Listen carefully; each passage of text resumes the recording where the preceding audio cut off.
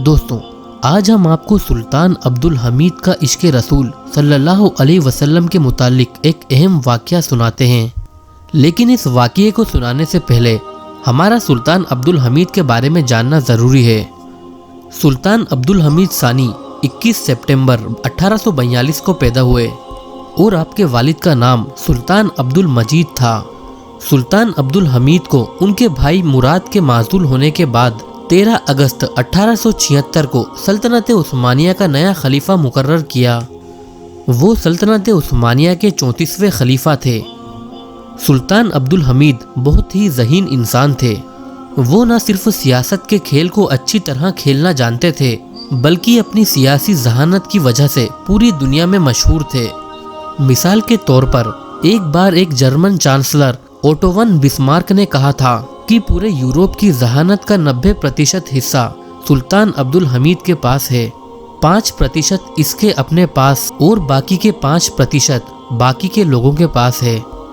سلطان عبدالحمید کا دور عثمانی سلطنت کا سب سے مشکل ترین دور تھا۔ اس کے باوجود انہوں نے عثمانی سلطنت کی تاریخ میں 30 سال کا اضافہ کیا۔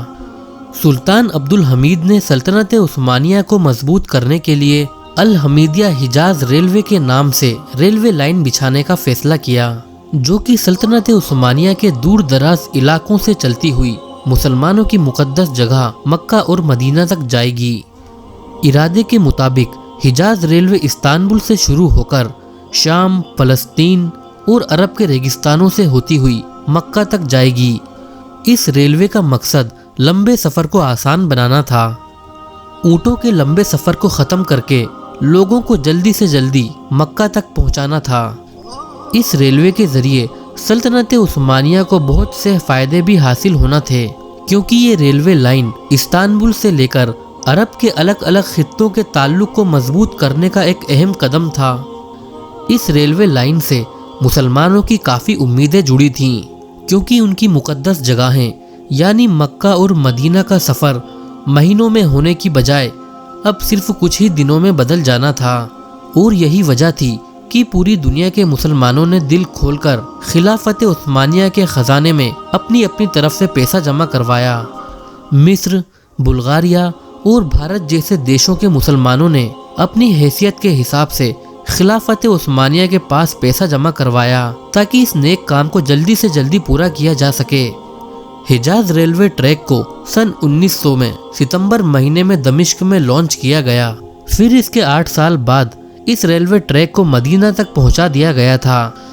سلطان عبدالحمید ثانی جب مدینہ شریف کے ریلوے اسٹیشن پر معائنہ کرنے کے لیے پہنچے تب ایک عجیب واقعہ پیش آیا۔ اس زمانے میں ٹرین کا انجن کوئلے سے چلتا تھا۔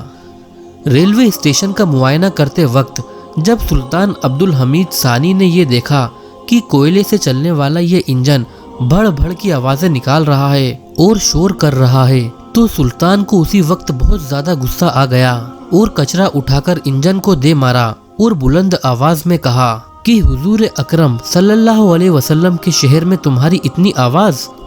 دوستوں، تقریباً 100 سال کا عرصہ گزرنے کے باوجود جو انجن اس وقت بند ہوا تھا وہ آج بھی ایسے ہی مدینہ شہر میں کھڑا ہوا ہے، جو ترکی اسٹیشن کے نام سے مشہور ہے۔ سلطان عبدالحمید ثانی کی حضور اکرم صلی اللہ علیہ وسلم سے عشق کی اس سے بڑی اور کیا مثال مل سکتی ہے کہ وہ محمد کے شہر میں انجن کی آواز کو بھی برداشت نہیں کرتے تھے۔ دوستوں، افسوس کی بات یہ ہے کہ اس مشن کو ورلڈ وار 1 کی وجہ سے مکہ تک نہیں پہنچایا جا سکا، اور سب سے بڑی بدقسمتی کی بات یہ تھی کہ اس ریلوے ٹریک کو شروع سے ہی عرب کے ویرودھی قبیلوں کا اور دشمنوں کے حملوں کا سامنا کرنا پڑا تھا۔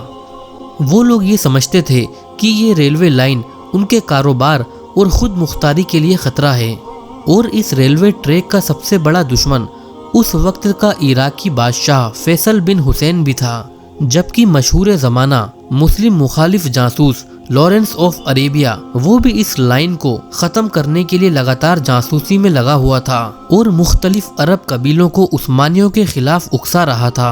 اور ورلڈ وار 1 کے دوران لارنس آف عربیہ نے اپنے ساتھیوں کے ساتھ مل کر اس ریلوے ٹریک کو جگہ جگہ سے توڑ دیا، اور اسی وجہ سے جنگ کے دوران عثمانیوں کو بہت بھاری نقصان اٹھانا پڑا۔